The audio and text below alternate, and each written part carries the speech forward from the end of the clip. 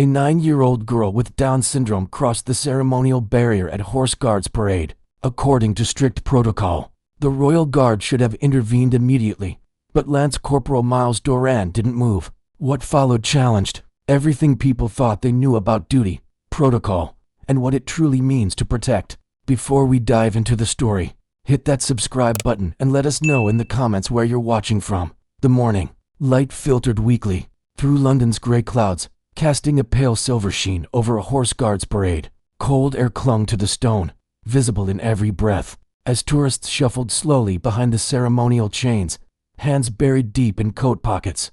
It was the kind of day where sound traveled too far. Each step on the damp pavement echoed off the centuries-old walls. The red tunics looked even more vivid under the moody sky, and every piece of polished brass gleamed like it had been touched by starlight.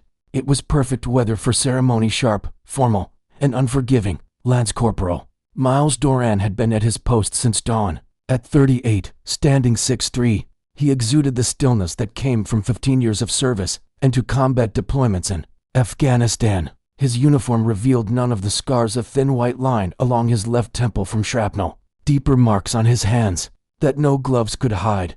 He'd earned his place in the household division the hard way, first through Royal Marines training, then passing the selection for ceremonial duty, something less than 2% of applicants ever achieved. Many assumed standing guard and ceremonial uniform was easier than the battlefield, but those people had never tried holding absolute still for 4 hours, maintaining total alertness, knowing even a momentary lapse could risk the safety of those nearby. He found it ironic. In Helmand, he had shielded fellow soldiers from roadside bombs and insurgents. Here in London, his role was to protect tourists from themselves and from interrupting centuries of tradition. Both jobs required the same critical skill, knowing when to act and when not to. But in Afghanistan, the rules of engagement were clear. Here, every decision carried the weight of centuries-old expectations, and while standing still for hours demanded immense discipline. The true challenge was knowing when to break that stillness, when to override instinct with duty. That morning, his judgment would be tested in a way no training could have prepared him for. Behind the black iron chains, a little girl pressed close, her eyes wide with wonder. 9-year-old Sophie Harding, blonde pigtails slightly lopsided from the morning rush, wore a pink coat with ladybug buttons handpicked by her mom just for this trip. Her gaze followed every movement in the courtyard with intense focus and pure joy, the kind only children know, the kind that finds magic in the ordinary. Sophie had Down syndrome, and this was her very first visit to London from their home in Gloucestershire. The trip had been planned for months. She called it her birthday present, even though her birthday wasn't until December. In preparation, she'd read stacks of library books about the Royal Guards, practiced marching in the backyard, and peppered her parents with questions about why soldiers stood still and whether they ever got tired. The night before they left, Sophie had laid out her best dress, then swapped it for her second best one. The best one's for the Queen, she said. The second best one is for the Guards.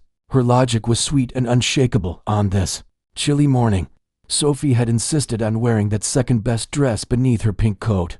Because soldiers deserve respect, she told her father with perfect seriousness. Daddy, she whispered, tugging on his sleeve, that one's the strongest. Jonathan Harding followed her gaze. It landed on Lance Corporal Myles Doran. All around them, tourists buzzed, snapping photos, whispering, and trying to provoke a reaction from the guards. Teenagers made goofy faces, hoping to catch a smirk on camera. But Sophie wasn't distracted by any of it. She was focused, solemn, still. They're all strong, sweetheart, her father said gently, adjusting his camera strap. No, she replied, absolute in the way only a child can be.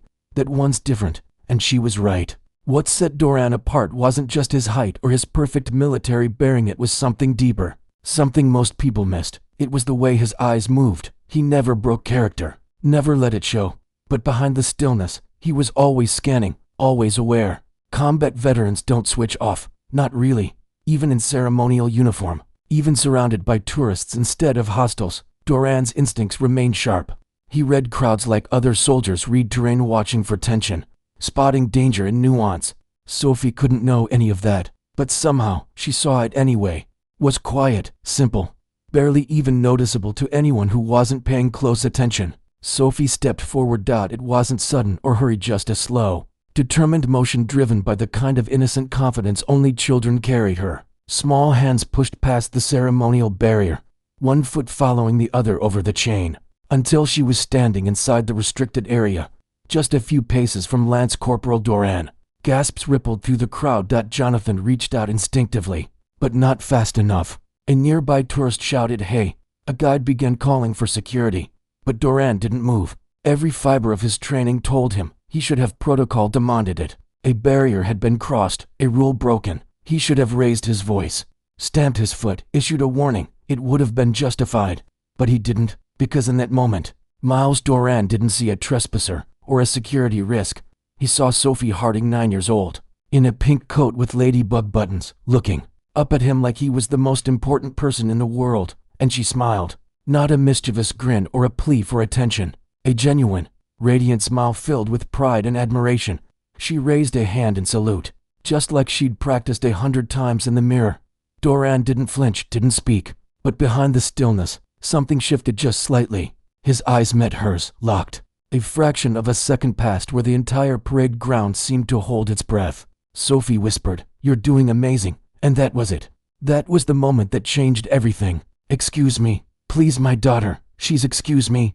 Jonathan's voice cracked as he tried to get past the wall of confused tourists, some turning toward the commotion, others stepping aside to slowly. Sophie was already several steps into the ceremonial zone now, her pink coat standing out like a rosebud against the cold gray morning. She approached Lance Corporal Myles Doran with that same quiet determination, unaware of the panic swelling behind her, and still he didn't move. Every onlooker expected a reaction, a barked command, a stern warning, a dramatic stomp, and a loud stand back, like in the viral videos. Instead, the guard remained still, impossibly still, but his eyes followed her carefully, attentively, not with suspicion, but with something else, something closer to protection.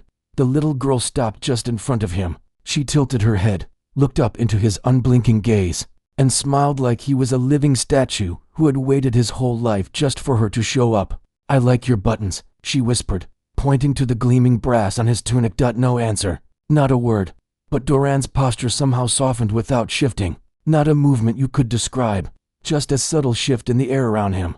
He wasn't reacting as a guard. He was present as a human. Gasps and whispers rippled through the crowd. Cameras stayed down. Even the most social media-obsessed tourists sensed this moment wasn't meant to be captured, only witnessed. Behind them, Morrison sat motionless in the vehicle, radio still untouched. "Hold off," he said quietly. This is different." Jonathan finally broke through to the front, breathless, heart pounding.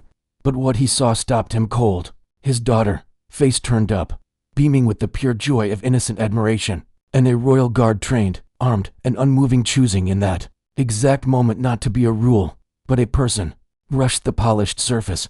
But the symbolism hit like a thunderclap. She wasn't mocking. She wasn't testing him. She was connecting. Every nerve in Doran's body fired in protest.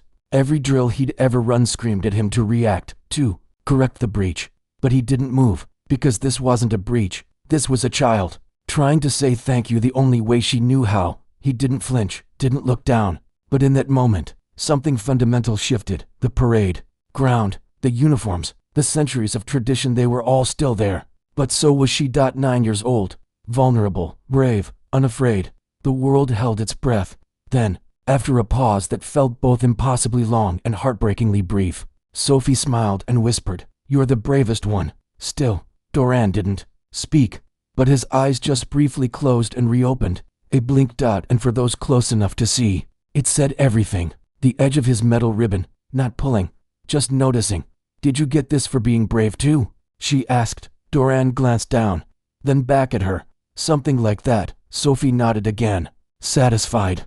"I think my mum would say you're a real knight." Round them, the crowd had gone completely still. No more cameras lifted. No one spoke. Even the birds seemed to hold back their cries, as if nature itself understood the gravity of what was unfolding. Myles Doran, a royal guard who once carried a wounded corporal 3 kilometers under enemy fire, remained there, on one knee, not because he was ordered to, but because in that moment, this child and her quiet recognition of his humanity was all that mattered. And that choice, that defiance of tradition in favor of something deeper, more human, would become a moment remembered long after the crowd had gone, after the brass had tarnished, after the tourists had moved on. Because one soldier chose compassion over protocol and changed what service really looked like. Gently around her shoulder, his voice soft. You did well, sweetheart. Sophie looked up at him, beaming. He's my favorite soldier now. I think he might be everyone's. Jonathan replied, glancing back at Doran, still at attention, still silent, but somehow transformed in the eyes of everyone present. The ministry official, sensing the mood, scribbled something hurriedly on his clipboard and stepped away without another word. He'd write a report, surely. There'd be discussions, maybe even disciplinary reviews. But something deeper had already been decided. The crowd began to disperse slowly, quietly, not with the usual chatter but in a hush that bordered on reverence, as if leaving a memorial, not a tourist attraction. Doran remained at his post, posture perfect, expression unreadable. But behind the stoicism was a man who had made a choice and, in doing so, redefined what it meant to serve, not just the crown, not just the tradition, but the people, especially the small ones, who still believe that heroes stand in red coats and tall black hats and sometimes kneel when it matters most. Firmly, his voice rising, "You're not allowed in this area. You've breached a secured perimeter." Sophie whimpered, eyes wide and brimming with tears. Jonathan stepped in instantly, his tone sharp but composed. "Take your hand off my daughter. She's a child. She didn't do anything wrong."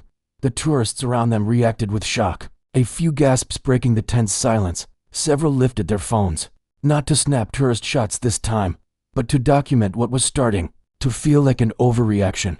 Doran's voice cut through the square like a blade. "Constable." It wasn't loud, but it had the weight of command. Everyone turned. Doran had not moved from his post. His posture was still regulation perfect, but his voice carried the unmistakable authority of someone who'd seen real combat, someone who understood the difference between discipline and brutality. Constable Donnelly hesitated, his grip on Sophie loosening slightly. "She is not a threat," Doran said evenly, "and she has already been addressed. Stand down." Donnelly blinked, the certainty in his eyes faltering for the first time. "I was told there was a breach." "There was," Doran interrupted, "and it was handled. You are escalating a resolved situation. Release the child." Another beat of silence, then, reluctantly, Donnelly stepped back, releasing Sophie's arm. She shrank into her father's side, trying to disappear from the tension radiating around her. An older couple near the front of the crowd clapped softly. Others joined in, not the applause of entertainment, but of appreciation, of solidarity. Donnelly looked around, realizing how many eyes were on him, how many phones were recording. The moment had slipped away from him, and he knew it. Jonathan held Sophie close, offering comfort in a tight, protective hug. "It's okay, love. You didn't do anything wrong." Sophie looked up at the guard again, at Doran, who had spoken up for her when it mattered most. She smiled through the tears that hadn't fallen, and Doran, without breaking his stance, gave the tiniest nod. The square returned to stillness, but not the same kind as before. This was a deeper quiet, layered with meaning, a silent acknowledgement that something profound had just happened, not just a moment of kindness or conflict, a moment of clarity about rules, compassion, and what true service looks like. Security perimeter, her crisp uniform catching the pale morning light. She moved with unhurried confidence, her boots silent against the stone. As the ranking officer on site, her presence shifted the energy instantly. "Constable Donnelly," she said firmly, stepping between him and the crowd. "Stand down, immediately." Donnelly stiffened. "But Mum, I've reviewed the report. I've seen the footage," she interrupted, her tone brooking no argument. "The situation was resolved before you arrived. Your actions escalated a peaceful conclusion into a public disturbance." He hesitated, then finally stepped back, his face flushed, not with shame, but with frustration at being called out, yet his mouth stayed shut. Captain Harland turned to Doran and gave a nod of quiet acknowledgement. "Lance Corporal, return to your post. You acted with discretion and restraint. The matter will be noted accordingly."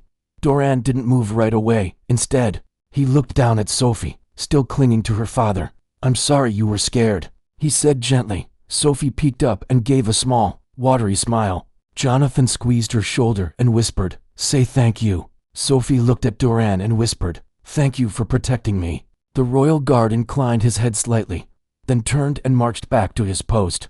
His movements were sharp, controlled, but there was something different in a way. He stood now, a deeper gravity, earned in front of hundreds. Captain Harland stepped to the rope barrier and addressed the crowd. "What you saw today was not a breach, it was a moment of human decency," she said, "and let this be a reminder that discipline is not only about rules, it's about judgment." The crowd responded with a respectful round of applause, not raucous, but warm, meaningful. Jonathan knelt beside Sophie again, brushing a tear from her cheek. "You okay?" She nodded, rubbing her eyes. "He's the bravest one, isn't he?" Jonathan smiled. "Yeah, he really is." And as the crowd began to disperse, the square settling back into its ceremonial rhythm, the story of one girl, one soldier, and one moment of courage had already begun to echo far beyond the stones of horse guards. Parade. The rule book. Sophie gave a small, grateful smile, her trust restored in the face of calm authority. Jonathan swallowed hard, emotion tightening his throat. "Thank you," he said, his voice thick with gratitude. Captain Harlan stood, gave a respectful nod to them both, then turned on her heel and walked away, her posture straight, her presence leaving a wake of silent respect behind her. Across the square, the ceremonial rhythm resumed. Tourists, still hushed, slowly returned to their observations. Some snapped quiet photos, others simply stood reflecting on what they'd witnessed. Myles Doran remained motionless at his post, the model of composure once again. But something had shifted, not in his posture but in the perception of everyone.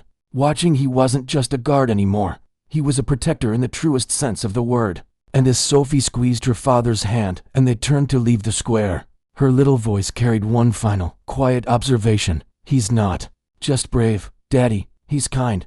Jonathan nodded. "Yes, love, and the world needs both." As Harlan walked away, the square began to empty slowly. No one hurried. No one spoke above a whisper. What they'd witnessed wasn't just a child meeting a guard, it was a lesson in the difference between following rules and doing what's right, between authority and leadership, between procedure and humanity. Sophie looked back at Doran one final time. He stood exactly as he had that morning, rifle shouldered, eyes forward, expression neutral. But something had changed, something invisible, yet unmistakable. The tourists weren't just looking at a ceremonial figure anymore.